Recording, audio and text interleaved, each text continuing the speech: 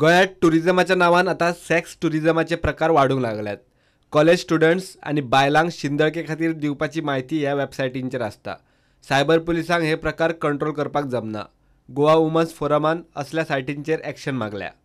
The Goa Women's Forum is here today to protest about the websites which are promoting sex tourism in a very bad way, portraying Goa in a very bad way, which is they're saying that housewives, college girls and even girls from the Basilica of Bom Jesus are available, and all the services that they are giving, and also the prices that they are charging.